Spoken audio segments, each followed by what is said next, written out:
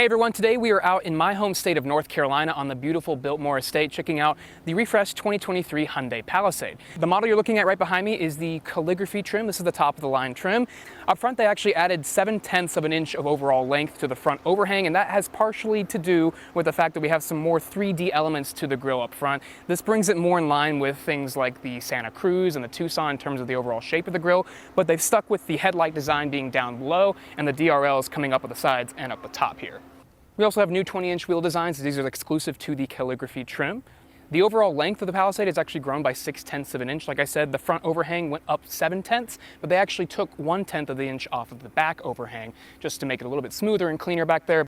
Out back we still have pretty much the exact same design as before. We've got Palisade written all across the width of the tailgate. Nicely integrated LED lights with these interesting sort of thin LED strips right here in the silver portion. One new detail you'll find back here is the camera up here under the rear spoiler. This is for the new rear view digital mirror. Under the hood we've got a carryover 3.8 liter V6 making 291 horsepower and 262 pound-feet of torque, mated to a standard 8-speed automatic transmission with your choice of front-wheel drive or Hyundai's H-Track all-wheel drive. There was no hybrid powertrain or plug-in hybrid powertrain added for this refresh. Maybe for the next generation they'll do that, but for now we're stuck with this. So there are four main things you should know about the changes on the inside of the Palisade. First is going to be the steering wheel. This is the one you're going to find in the current Sonata. It's sort of this 4-spoke design, looks pretty cool. It feels nice in the hand, softly padded, and it has paddle shifters for the 8-speed automatic. Now right behind that we still have the same 12.3-inch digital instrument cluster. It's not super customizable like before, but it's nice to have it. It's very upscale feeling. And then over on the right, we have the same 12.3-inch screen as before as well, but the cool thing is, this is now standard across the line on all Palisade trim levels. However, if you wanted wireless Apple CarPlay and Android Auto, which were exclusive to the smaller screen options, those are no longer going to be available because we can't get that smaller screen. That's a weird Hyundai-Kia situation that's going on right now. I don't know when they're going to remedy that, but hopefully in the next generations we'll get that across the board. Then just down below that, we have a new horizontal bar here that integrates the HVAC controls right here. It used to just stop right here. Now it goes all the way across to the passenger side, and that looks pretty nice.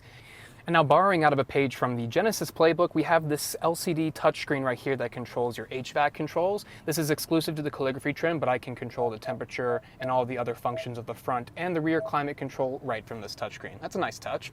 And then down below, this is pretty much the same setup as you had before. You open this tray to reveal the cup holder area and the storage. We have one remaining USB-A port. All the other USB ports are going to be USB-C now. We'll show you that in a second. We also have the same kind of quirky and unique cup holder application right here. If you press that, the cup holder slides and pops out right there, and you can push it back to hide it again. The first USB-C port is right here inside the armrest compartment, right there down next to the household outlet. This is a pretty decent sized storage space as well, and this tray pops out if you need more room. The next two are going to be right here integrated into the front seats. In order to make this more of a first-class cabin experience in the second row, Hyundai has added these new wing-out style headrests, sort of like how you'll find in a modern commercial airliner. You can pull these flaps on and off, and that'll be perfect for taking long road trip naps. We also have the same one-touch button to throw the seat forward for easy access to the third row. And then back here you can see now we have what I believe to be the best and coolest new feature of the Palisade for 2023, the third row heated seats. We have 3 levels. This is something you will not find on any car in this category. This is also where your USB-C port is on either side, but this is really the place to be if you want something in this size and price category and have all the features in all 3 rows that you could possibly want. The only thing left I would ask for are ventilated seats back here. When it comes to the second row space at 5'9", I am extremely comfortable back here in the Palisade, of course thanks to the enhancement that they've made for this year with these nice headrests that wing out on the side and the adjustable armrests that no longer stay in one particular angle. You can actually change the angle as you recline the seat, which is great, and it reclines pretty far back. This is a great place for a long road trip, and of course you can look up at the giant dual pane moonroof right here, which is I believe available on the limited and the calligraphy trims. Otherwise you've got the micro suede headliner, which looks really visually pleasing and upscale. Then down here we have the HVAC controls for the second row and third row. It's only a 3-zone climate control system, so the second row and third row have the same system, but we have heated and ventilated seats that are 3 stages for both of those settings in the second row, and again the 3-stage heated seats for the 2 outboard seating positions in the third row, which is a segment first, and it's something you really won't find in a couple price categories up too. We have seat back pockets both behind the driver and the front passenger seat. We have the USB ports as mentioned earlier, 2 cup holders on the doors, leather padding on the doors themselves, sunshades, And then as before, the seats slide forward and backward quite a ways, honestly. In the rear seat area of the Palisade, behind the third row here, we have 18 cubic feet of storage, but we also have expandable storage that's just below.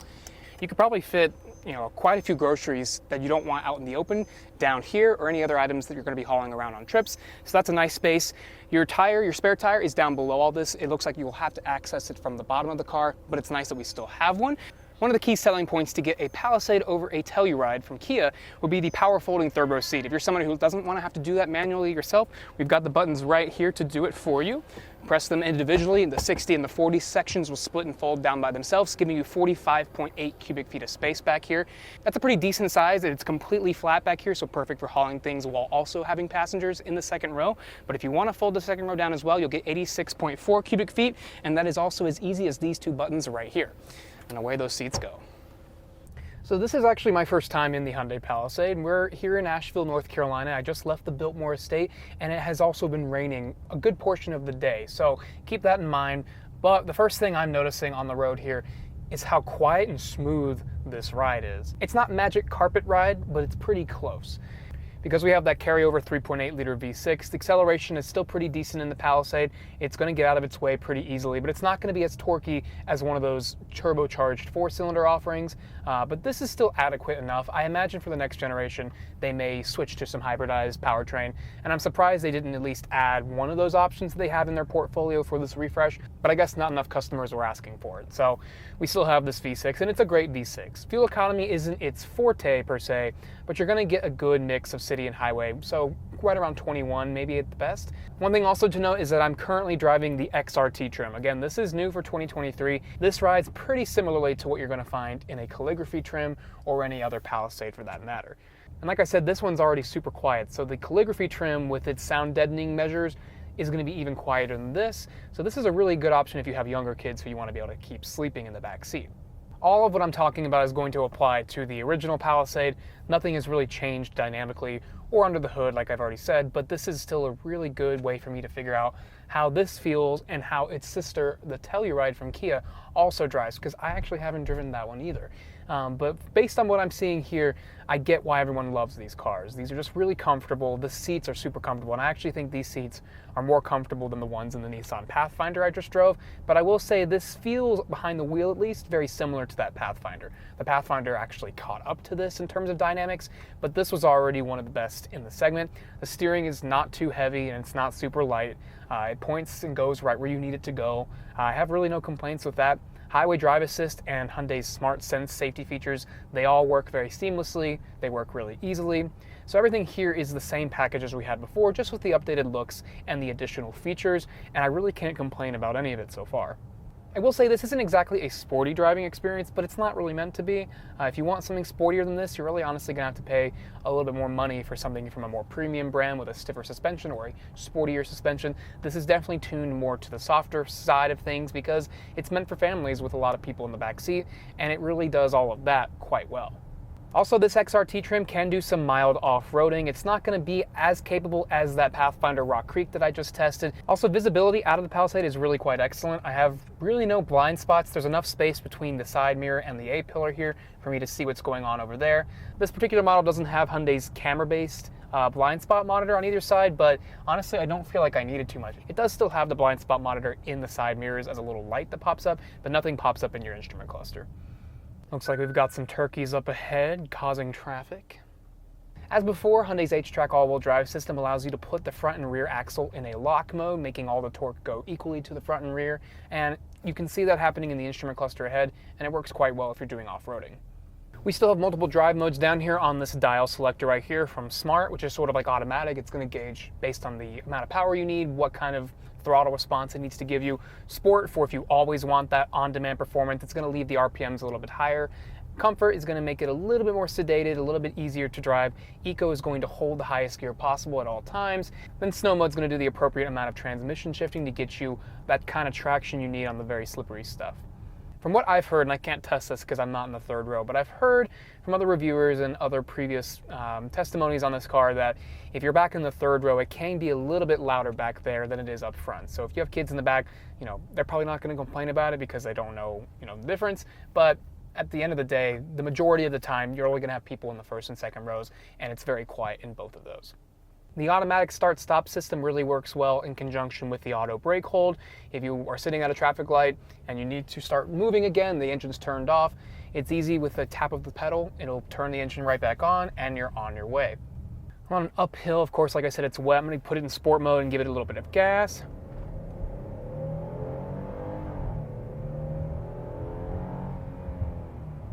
So, I mean, yeah, it's not super torquey on the low end. It doesn't exactly push you in the back of your seat, but if you're on the highway, if you're around town, it should be enough to be at least somewhat confidence-inspiring if you're trying to get around a slower driving vehicle.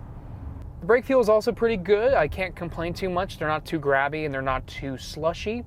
They work pretty well. If you had any doubts about the Palisade before, I highly implore you to go take a test drive of one if you can find one on a dealership lot, because this is a really, really good entry in this segment. It continues to do well on sales. The Telluride does a little bit better because I think people do prefer the more rugged look of that car, but this is definitely the softer and more luxurious feeling one of the two, and I think that is why it's doing so well, and it will continue to do well with this refresh because the way it drives is exactly what a family, or a modern family at that, is looking for. Plus, you now have this XRT trim, and while it's not as serious as that Rock Creek Pathfinder I had, and it's not as serious as a Wilderness Edition from Subaru, this one will still make you feel like you can go a little bit further off the beaten path than a normal Palisade. The 2023 Hyundai Palisade starts at $34,950 for the base SE trim, and that's going to get you a standard 12.3-inch infotainment system, the 4G LTE Wi-Fi hotspot, and cloth seats. When it comes to the mid-level SEL trim, there is no longer an SEL with the convenience package, and it comes in at $37,950, and it's going to get you high-tech leatherette seating, 7 or 8 passenger seating, and Hyundai's new digital Key 2 Touch system to get you into the car with either your Android or now your iPhone device. For $40,250, you can get this XRT trim behind me. It's going to give you that darker front grille, the larger roof rack up top, and just the darker, sportier accents all around. It's leatherette only and a black interior only. Bump up to the limited trim and you now get the option of a third row heated seat. So you've got first, second, and third row heated seats and the option of ventilated seats in the front row as well as the second row. You've got the dual pane moonroof, full leather seating. This isn't the Napa leather you get on the Calligraphy, but it's still better than the leatherette you get on the lower trim.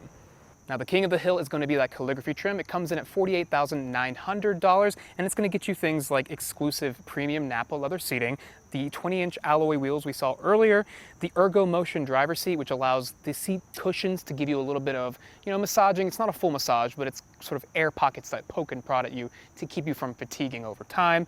You also have the remote smart pack system, which wasn't available before on Palisade. It's only available on the Calligraphy trim, and there's a new paint color exclusive to Calligraphy, and that is called Robust Emerald. It's this really deep green, basically emerald green, but it's a darker color, kind of like the trees around me right now. It's really pretty when the sunlight hits it just right. Hyundai says the majority of Palisade buyers go for those higher echelon trims like Limited and Calligraphy because this was already a very luxurious option in the 3-row family segment, and they really went all in on that when they added that Calligraphy trim a couple of years ago. Well, for this 2023 refresh, they've gone even further with some updated blingy looks on the outside, new tech on the inside, and features you won't find on any other option in this segment or even a segment above that. So that's why this remains one of the best options in this segment. If you're looking for a 3-row family crossover, it still represents a very good value from the low end all the way up to the high end.